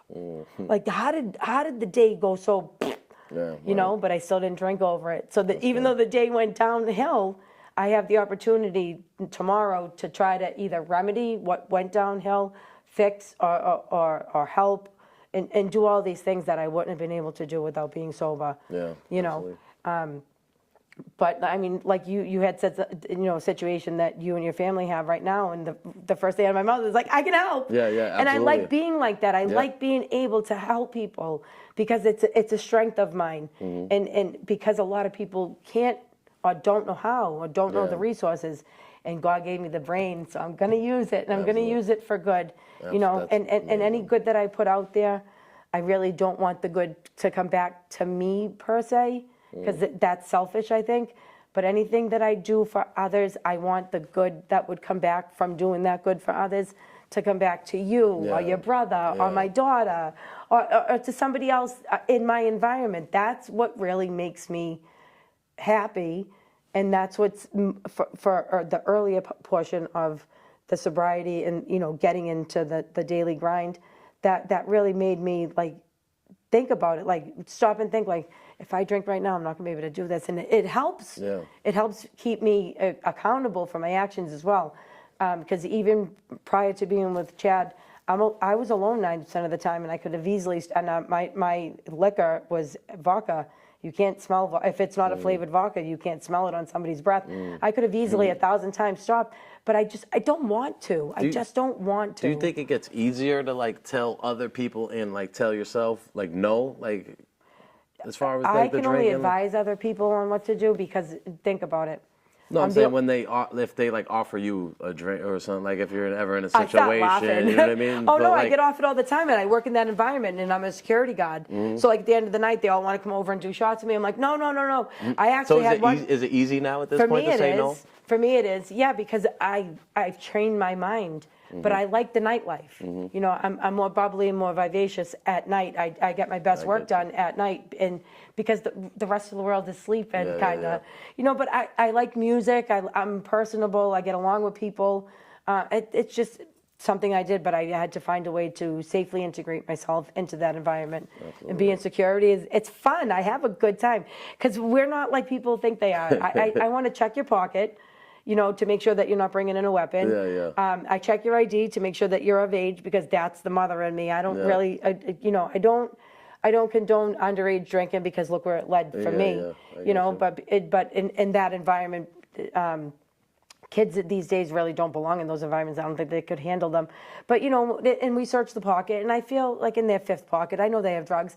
I'm not the DEA. I don't care. Just make sure that it goes one at a time. You know what I mean? And you don't make it so obvious because that's not what a security guard does. So people think, oh, you have to be super strong. No. You know, I just want to make a couple bucks extra for myself, for my pocket, absolutely. You know, and still be part of the nightlife. Because I feel like if not necessarily I had to get that particular job, but I don't think if I didn't find a way to safely integrate myself back into the nightlife, not the lifestyle, the nightlife, that I would have gotten back into the lifestyle. Because I'm up on Friday night, like bright-eyed and bushy-tailed, you know, and you can only do so much laundry, you can only do so much cleaning, you know, all these things that I do keep, laundry. I keep myself busy with that too. You know, it helps a lot with my anxiety. A real lot with my anxiety, What are some things that you like looking forward to, like in life now, just like being sober and having that ability to actually look forward? Because I feel like when you're stuck in, you know, active addiction or whatever it is, it's like instant gratification. You're not even really planning too much ahead. I still want extra gratification. I have a shopping problem. Well, what are some things just in life though you're looking forward to? Like are you a person that likes to travel, or like what are some things you look, or just being a mother? I definitely am. And I have two adult children. My youngest daughter just turned 20 on Friday. Okay. So my children are adults, but they're still my babies. So I'm always going to be their mother. I'm always going to be willing and available and present for them, even more so now than I ever was before. How would you feel about being a grandmother? Shut up. Okay. You know I'm only joking, You're not looking but forward to that though? No. Okay. No, I gave up the last 20 years of my life to drugs and alcohol. I'm a newbie. You know? No doubt. It's like, do I feel almost 47? No. No, and I wish I had changed things a long time ago, but I didn't, and acceptance is key as well. You know, so and it's I mean, having forward. Kids that are adults, that's even more freedom. You get yes, freedom. They wanted me to go out to the nightclub with them on Friday. I said, no, I took the night off. I'm going to bed. Like, just them not being, well, one of them has her own place, and the other one lives with me, but just them being out of the house, like, I like caught up on some shut-eye. No doubt. I'm definitely looking forward to... like I said before, you know, stay tuned because the good things are to come of what things are going to come about with Chad and his situation. I have to take care of a couple of things, you know, to tie up some loose ends, but I'm looking actually going back to school. I did before. I have a culinary degree that I received from La Cordon Bleu in 2015, but I was drinking at that time, so... I don't really remember the experience, but no, I want to go back to school. I'm looking into actually maybe Suffolk. Suffolk is a little bit expensive, but I want to do paralegal work because I've always had an amazing respect for the law, especially Commonwealth law. We're like the oldest law, but our law we can use. It's all about words and how you use them, and you can not change the law, but you can change the law for your need, I should say. There's 176,426 words in the dictionary, and I want to pretty much learn to use every single one of them. But being involved too, my thought process, because before getting involved with DOC and Chad and everything that we do, and everything that I do for others too, you know, friends of his, I help out here as well. Because I'm willing to do that. It's changed my focus. I don't want to become a lawyer. Absolutely not. I want to do the paralegal because I feel like they do the work. But I want to do a lot of advocating for people that cannot advocate for themselves because I've done that for my mom. I've done it for both of my children with their medical needs. You know, fighting with Mass Health for some of the stuff that they need. And now embarking on this, I want to call it an adventure, navigating the DOC. It lit such a fire in me. And it's like, people are like, how do you do what you do? I don't feel like it's like a feat or a job or over. Yes, it gets taxing at times emotionally because of who I'm fighting for. Not what I'm fighting for, it's who. But overall, it's like, I can't wait, I want more. Do you, you know, do you but I feel want to get purposeful? started. Do you feel purposeful with stuff like this? Is this something that you're willing to do, like the rest of your life, Yes, kind of like? Okay, absolutely. talk about that. Absolutely. It gives you purpose? And in what way? It gives me a lot of purpose because I am the type of person, I say it all the time, what's right is right and what's wrong is wrong. And what the Department of Corrections gets away with as a whole, and it's not just what they do to inmates, it's what they do to Massachusetts as a whole. And it happens everywhere in the country, but I don't live everywhere in the country. I live here in Massachusetts, and my children are, you know, one of my children right now, she's a tax-paying citizen, and my other daughter, she just graduated from high school, she's eventually going to be a tax-paying citizen, and their both needs are medical. So I want them to stop being able to waste funding that could go to education and could go to other medical things and more better places than some asshole's pocket, because that's what they are. They seriously are. And like I said, I don't like bullies, and that's what I feel like they are. They take advantage of somebody else's disadvantage. I don't like that. Get your own shit. Stand on your own 2 feet. Why do you got to put someone else down or in a bad position to up you? Because if you weren't having that person to put down to up you, what are you and who are you? What do you have to offer us? Zero. Right. And that's what they do. You know what I mean? They put these guys in these situations. And not all convicts are bad people. Even addicts. Some of the best people that I've ever encountered in my life are recovering drug addicts, active drug addicts. It doesn't matter. They're addicts. They're better people than like white collar. To me, that's white trash. That's how I feel. No doubt. You know, we're all human, and at the end of the day, we all bleed red. We all start off the same. It's like we all come into this world, you know, naked and alone. And you're going to go out the same way, naked and alone. So your monetary gain in the meantime doesn't make you any better or any worse. Because even though someone might have monetary more than me, I have something that monetary could never buy.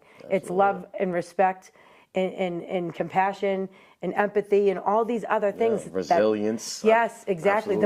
That's one thing I love about myself is I'm extremely resilient, and I'm grateful for that, because if I know I'm right, try to convince me otherwise. But I know I'm right because I've done my education and my due diligence to get to that point where I'm going to stand loud and proud and hard on it.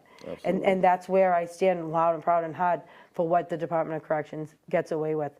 So, you know, it's done two things. It's brought an amazing man back into my life because we were friends for years, but it's also gave me a sense of purpose, because I tell him too, well, you know, when we remedy what you're going through, we're not done. So you know, saddle up, buddy, because we're going to find somebody that needs our help, and my help, and the advocacy that I need, because that's the thing too. A lot of these convicts need advocacy. Absolutely. And if they can't get it, well then you know, here it is. But, you know, you have to tread lightly with that, too, because a lot of them need it but don't deserve it, you know? That's true, so for sure. it's definitely a learning curve for me, too. And, like, I love to nerd out, you know? And like, having purpose, or that feeling of purpose is absolutely, like, a great thing, too. And I know a lot of people, like, maybe they're struggling with addiction and feel, like, no purpose. Like, what advice would you give to somebody struggling with addiction and feels purposeless and hopeless or anything like that? What words of advice or encouragement could you give to that person? They have to find their self-worth. We all have a purpose, and it didn't take me until years into my sobriety to even figure that out, you know? God will gift you when the time is right, you know what I mean? But you have to give yourself that time, because it does take time. There's no magic pill for addiction. There's no remedy for addiction. I'm my biggest advocate and my worst enemy, because I'm the only one that could ever get me high. And I'm the only one that can keep me sober. It's up to me. And that's where I turn to God for guidance. You know what I mean? And I think people need to do that. Honestly, you know, I hope people come back to God if they've ever left for whatever reason. But at this point, just in life in general, I don't care if you think your higher power is a sunflower. Seriously, just know that there's something out there bigger than yourself, and appreciate that you have that higher power, you know, directing you to some extent. I mean, It's just that, like, you got to check the ego too. You know, a lot of us have ego and think that we're the most powerful. But like I said, we're all born naked and alone. You're gonna go out the same way. Put your ego aside. Yeah. Really, really put your ego aside and humble yourself and find your self-worth. Because everybody is worth. We all are. I don't care where you're from, what walk of life you're from. I don't care if you're green, purple, blue, or brown. It does not matter to me. Everybody has a self-worth. And until you find that self-worth, it's really going to be a struggle for you. Yeah, and like I said, everybody has self-worth and everybody has a purpose. Everybody has value. And that's why I like to say everybody's story has value. And definitely things that could be taken from everybody's story, because everybody deals with the same hard, like life is hard no matter where you're at in general. But always remember someone else has it worse off than you. Always. Someone got it worse and someone got it better. Yeah, and you're always exactly. fall Just in be the grateful middle. for what you have and not with what you don't. And another thing that I say too, and I'm big on it, expectations only lead to disappointments. If you expect certain things and you don't get it, it's going to breed anger and resentment and all these things. If you don't expect nothing and something comes your way, great. Yeah. If you don't expect anything and nothing comes your way, what did you lose? Nothing. Yeah, I mean, especially when it comes to like other people having expectations for other. You can have expectations for yourself as far as like the work, maybe not the result. Yeah. You know what I mean? Yeah. As far but as that goes. I don't think they're expectations that we set for ourselves. I think they should be called standards. Yeah, absolutely. You know, that comes along with self-worth too. Absolutely. You know, absolutely. and people need to realize, you know, like I said, if I can't help you, I'm definitely not going to hurt you. But it's like, stop trying to up on someone else's like stuff. You know what I mean? Yeah. It's like, if I'm talented at one thing and you're talented at the same thing, why don't we work together and be talented together? Like, why are you going to try to like overstep me and try to be better at something when we can work together and maybe make it better for both of us? And I feel like the overstepping, I wouldn't even like, I don't mind people trying to become, right? Because the thing is people trying to become better, right? The problem is people are here and what they try to do is pull people down instead of try to go up and meet them at the top. I'll meet you at the top, bro. Yeah. I'm not going to try to pull you down to the gutter. I'll see you at the top. Like, that's how I look at it. Like, but if someone has something, right, that this person now wants, right. When this person gets that, don't forget that that's someone that was here, helped you along the way. Yeah, that's overstepping too. And I will help you to better yourself, but don't take from me to give to you. Exactly, yeah. Do you know what I'm saying? If I have what I have, like I opened my house up to an old friend of mine, and you know, she had her own room, and it was like I felt guilty because I have an extra room in my house that I use as a closet, and I heard her situation wasn't so great. And I opened my door to her, and she ultimately got me arrested and said that I hit her when I didn't do anything. Yeah, and that's crazy. by saying something like that, she can take a lot of what I've earned. Nothing was given to me. A lot of what I earned and I maintain away from me because she doesn't have what I've earned and I maintain. And it's based off of hate and jealousy. And I tell you what, being innocent can be fucking just as much as the hassle as being guilty when it comes to the court system and having to prove that and, you know, and maybe to be honest, miss I work wish or whatever, I hit her stupid because stuff, I'm getting but- accused of it anyway, and she Right, deserves right. a I might as little well if smack I'm upside the head. getting the No, but I don't punishment like for it. that. I don't like I get it. violence because it doesn't really But get you anywhere. What I wanted to get as far as when I was talking about, like, everybody's story has value. And, like, so what are some things you want people to get out of hearing, like, your story in particular? What are some positives that you think people could get from it as far as, like, you know, your resilience, overcoming all the things you overcame and helping people? I don't know. I really don't, because I try to lead by example type of thing. And it's like, I don't just say sorry, I do sorry. Just like I don't say love, I show love. You know, your actions speak louder than words, and your actions speak for yourself. I don't know. There's a lot. What would you want someone to get from it? You know what I mean? That as bad as it may seem, There's always hope. Yeah, exactly, hope. My biggest word is I'm grateful. I'm extremely grateful. So if you don't have something now, aspire to get that something later. You know, set goals for yourself. Set standards for yourself. Just try to be a good person. I think that's a lot of what like our culture has lost. And even though that friend did me kind of dirty, it's not going to stop me from helping the next person. It's just not. I learned like don't open my house. Yeah. You know what I mean? But it's not going to change. Nothing that ever happened to me in life, as bad as they were or as good as they were, ever changed Danielle. Right. I've always been able to maintain that And with the drugs and the alcohol, that kind of took away from me too. So that helps me too. You have to find what works for you. Yeah. Because what works for me might not work for you. Like, and then it was like get a sponsor. And I tried it a couple of times, and it was like I would call and the sponsor wouldn't answer, and then I'd go to the meeting and I'd see the sponsor talking to somebody else that she sponsored, and they're talking about how they had this conversation, not on even the same day. And it's like every time they talked, she talked to her, and it was almost like, okay, you're telling me to get a sponsor, I get a sponsor, but the sponsor's not doing anything other than making me upset. Right. You know what I mean? Like pissing me off. Yep. So I found a way that works for me. What works for me might not work for you. That, you know, I could give 1,000 suggestions on things that I do, and if it works for you, great. But if it feels like something that's like, oh, I have to do that, I mean, it's definitely worth exploring. Yes. AA and it might be a perfect fit for somebody. But I always know my AA family's there. AA is going to be there if I need it. And you know, I went to a meeting to celebrate somebody's 30 days. And you know, and I did the whole thing because I know the culture there, and it's like, thank you for sharing your story, because I did get something out of it. And she's like, oh, you know, where's your home group? And I'm like, well, I don't have one right now. And she's like, are you newly sober? And I'm like, no. She's like, well, when's the last time you've been to a meeting? I'm like, I don't know, like a year ago. Well, you would have thought I killed her firstborn child. She was so upset that I wasn't doing the program. Listen, no, was she upset that you were sober and not doing the program though? Yeah, because it was almost like I was faking. Right. Listen, I wanted to get sober to live my life. Yeah. And I know that AA is there if I need it. And I know the resources that are there. And I know my friends are there. And I know how to sit with myself and fix an issue for myself. Like I'll journal, I'll put music saved my life as well. Music's a big part of my sobriety too. Amazing. But I think people need to explore all these avenues and see what works for them. Just like I had a drink that I preferred, there's part of the program and part of life things that I prefer for me, and it's for me. Don't let anybody ever tell you that you're doing your program or your sobriety wrong. Because if you're maintaining sobriety, being a functioning and you're happy, then your program and your sobriety is working for you. Don't let them tell you otherwise. Who is anybody to tell you how to stay sober when you're the one that's got to stay sober for you? Right, for you know, yourself, like I said, nobody can give you your sobriety and nobody can take it away but you. So find your niche. Find what programs work for you.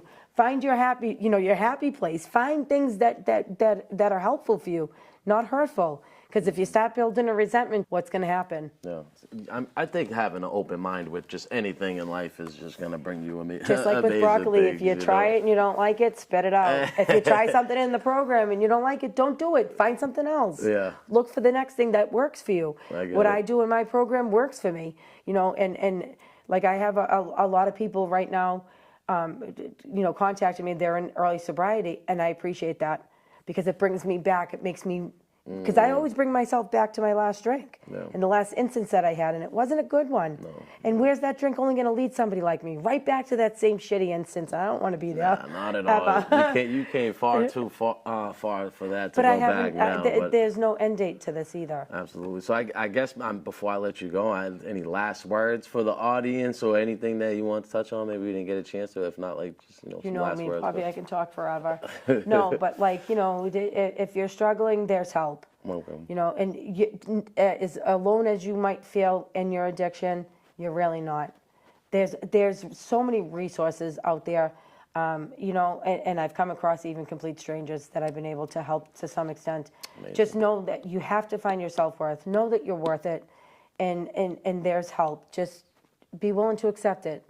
Someone like me that is knowledgeable, and I can still learn from anybody, and I've humbled myself to that as well. Don't ever be afraid to say I need help. Because it's there. Hopefully you're afforded somebody that's willing to do so. And I believe that God puts people in your life for a reason, and he really doesn't make mistakes. Absolutely, and you heard it right there. And that's a perfect way to end this, guys. Thanks for thanks again for coming back. Thanks for watching the Bounce Back podcast. Remember, it is what it is. What's next is what you make it. On that note, we're out of here. Peace. Thank you so much. All right, good shit. Thank you.